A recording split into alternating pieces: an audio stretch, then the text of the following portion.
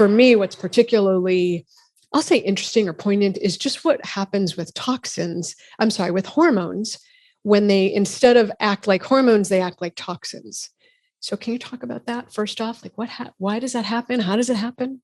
Yeah, I mean, it happens for numerous reasons. I mean, part of it happens because of what's going on metabolically with us and having an imbalanced microbiome and having stress, and we can dive into these things deeper. And then part of it happens because, especially with estrogen, there's all these estrogen mimickers, these xenoestrogens in the environment. I mean, from our body care products to something as unsuspecting as the receipts you get in the supermarket. And so I never touch those. I'm always like, no, I'm good. I know. I'm like, oh, let me put on my biohazmat suit and then you can hand me the receipt. Yeah. I'm like, no, that's good.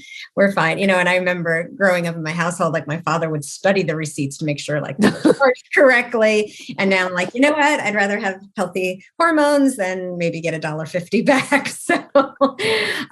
So I remember being in med school many, many years ago, over 20 years ago, and one of the professors saying, we're swimming in a sea of estrogens.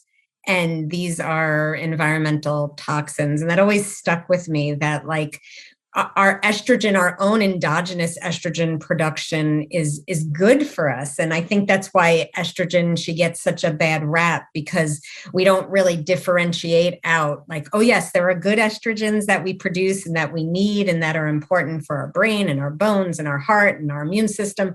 But there's all these xenoestrogens, these chemicals and these toxins in our society that are just messing with our whole system. And, the thing that I love on top of that, to add on to that, is that I remember when I learned about this, when we learned about that as you're processing your hormones, it goes through phase 1 in the liver, and then it goes through phase 2 in the liver. And at any point in there, we can have a breakdown.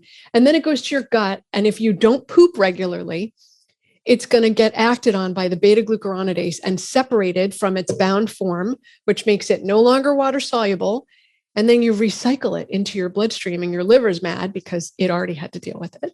And you store it in your fat. So what woman is like, oh, great, let me put on 5 pounds of fat on my butt or on my inner thigh or on my arms? Like, no woman wants that. Well, no, I don't think any man wants it either, but I think we're prone to it more than men. Right. So, well, and it brings up such a good point, because the beta-glucuronidase, which is part of what we call our strobolome, the part of the microbiome that's more specific to the hormones. And so that has to do with our bowels, and that has to do with our liver, and that has to do with our bile flow. And so when we're thinking about hormones, it really broadens the picture, because there's so many systems in the body that really need to be moving. And so this goes for chronic disease, this goes for autoimmunity, this goes for hormone balance. We have to open up all our eliminatory, or I call them the emunctories. That's an old naturopathic term, but we have to really be focusing on opening up our eliminatory organs. And these include the lungs, the liver, the bile, because I think we often forget about the gallbladder and the bile, which is so important, the gut, the lymphatic system, the kidneys, the skin. If you're a menstruating woman, the uterus is another way we are detoxing each month. And so where I start with patients is assessing and looking at all those organs, because if those aren't open and those aren't functioning, then we are going to have chronic disease set in, because we can't get rid of. And so, the bottom line is it's a toxic place we're hanging out in now. And it's, I don't see it getting any better. I mean, and we can kind of bang through all these avenues of toxicity, because it's not just the pesticides. It's not just the chemicals in your laundry detergent. It's the Wi-Fi, it's the dirty electricity, it's the 5G, it's the thoughts you're thinking, it's the stress and the byproducts metabolically of what's going on when you're stressed out.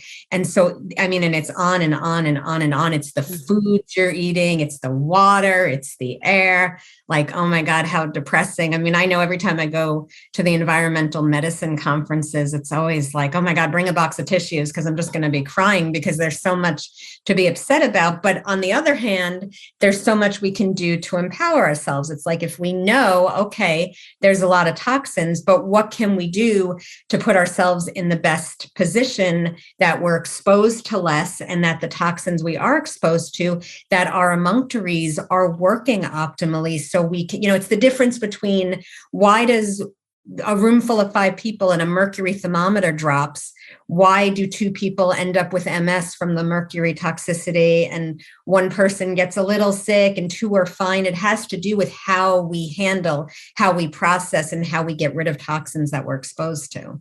Yeah, I mean, there's a lot that goes into this. You've touched on how we live, how we think, what we're eating, our movement, our sleep, the exposures we've had. And then I think what you're also touching on is our epigenetics and our DNA. And I remember Joe Pizzorno saying, you're only 15%.